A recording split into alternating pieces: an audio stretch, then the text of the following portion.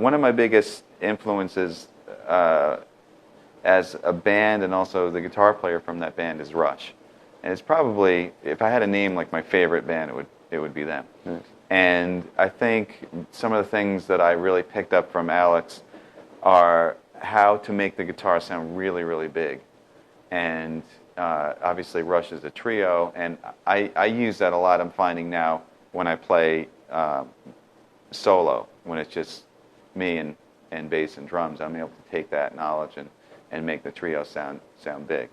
Some of the things I learned from him are just to make the chords bigger, add ninths to it, and try to use all the strings. Playing a C, instead of doing it that way, I'll add the 9 on top, play the 5th below. So whenever I go to that chord, I have the whole thing. In Metropolis, there's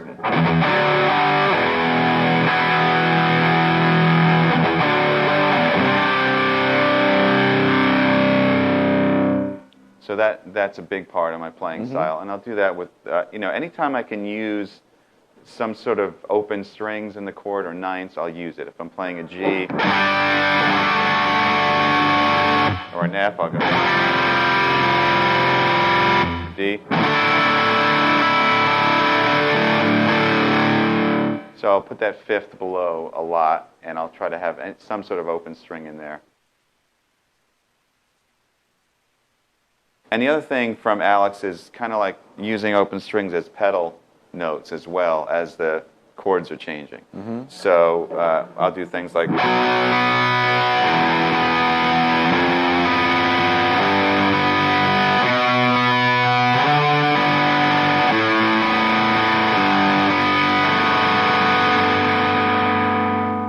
so that B kind of has that pedal tone, makes it, right. I don't know, it's a little more ominous sounding, right. and that's a big Rush sound. Right.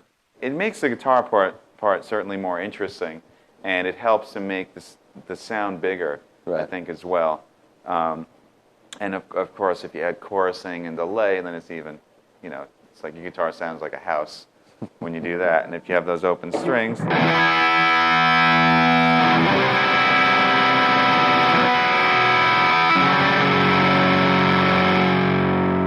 that's a big part of it too. There's also another thing from Alex, the way that in Rush, the way they do these kind of unison, almost bluesy riffs. We have that a lot. Like, for example, in Sacrifice Sons, there's some of that going on. The riff goes like 1, 2, 3, 4.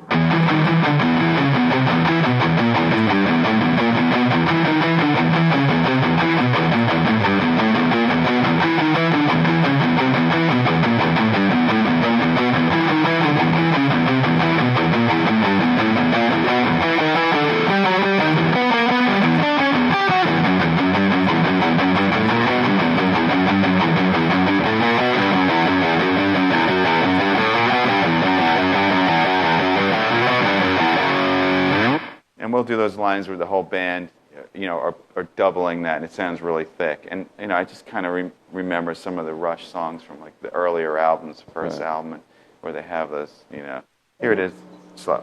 1, 2, 3, 4.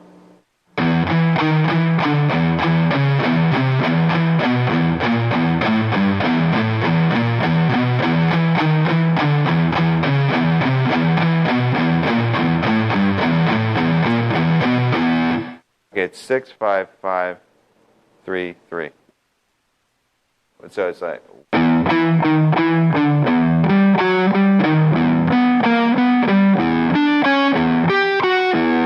One, 2, 3, 4.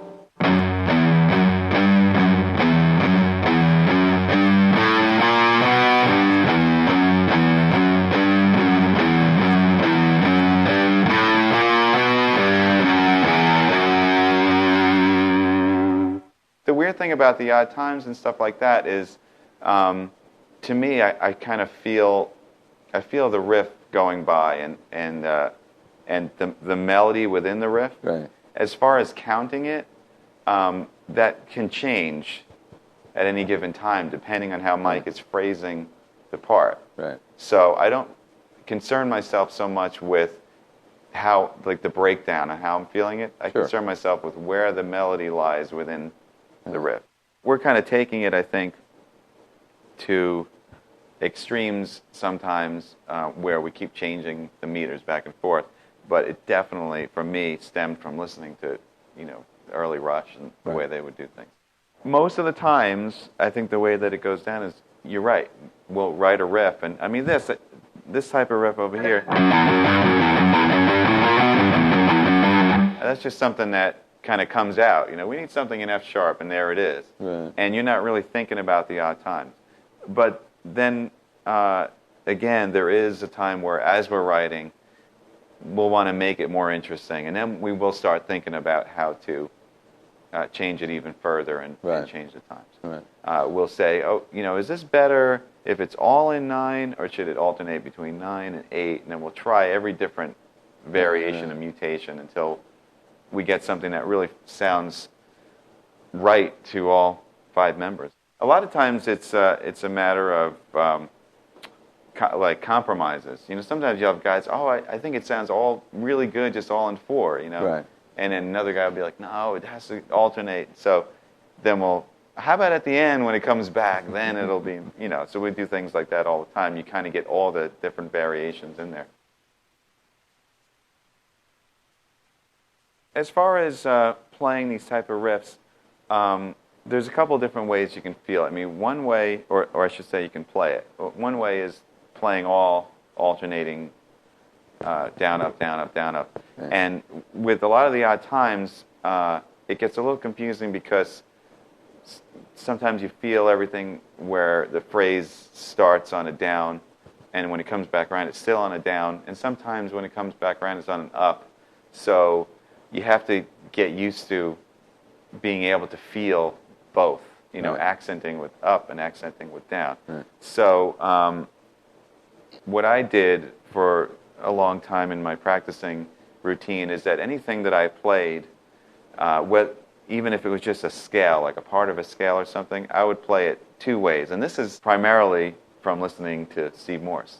Oh, okay. Yeah, that's where I got that whole thing, because he's such a technician. He's such an amazing guitar player. If I had to name my favorite guitar player, it would be Steve. Mm-hmm. There's no doubt about it. And I remember either watching him in a clinic or listening to a tape, and he kind of said that you should be prepared to be able to play something with down, up, down, up, down, up, down, up the whole time, or up, down, up, down, up, down, up, down. And they both feel different. So basically, whatever you practice, do it both ways. From the simplest thing, like a scale fragment.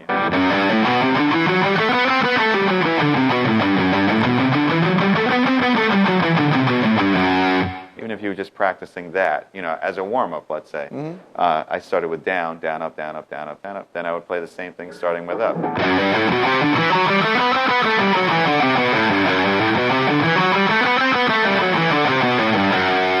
So obviously it sounds the same, but in your head, you can kind of get used to accenting the down and the up. So then when you're playing a riff that requires the meter to be modulating constantly and a constant down, up, you won't be thrown off, right. And you won't be tempted to play double down strokes. Right. Sometimes that sounds cool for certain things if you're trying to make it sound heavy, but if you want that consistent, clock type of thing, right. Then you have to be able to play both ways. That's how I practice. So anything, it could be the simplest things, little exercises.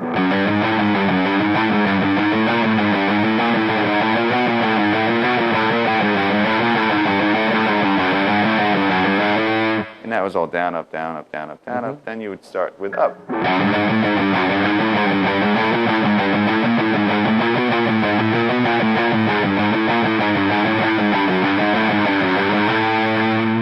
And it sounds exactly the same. I think I drove a lot of people crazy growing up, my family, in my room. Why are you playing the same thing over? And I'd be like, no, I'm not. It's different. You can't hear it, but it's different to me. You were playing an arpeggio and alternate picking, starting with down and going. you have a little problem spot over here where you have to pick inside the strings. So that accented note, the D, it's very unnatural to play that with up. And there are some people, I've seen other people. And then you have to come back with the down on a higher string. Yeah. So you're traveling further to come back over. It kind of doesn't make sense. It's a lot easier to play that if you're starting with a down on the lower string.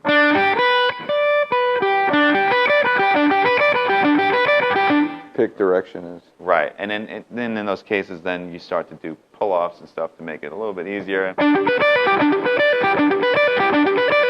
That feels the most natural to me. There's nothing weird about it. Right. So I guess the point is, with someone like Steve Morse, he can do that stuff so well, he sort of never gets stuck. So you have to practice those hard things. They're all like just 4-string arpeggios, playing down, up, down, up, down, up.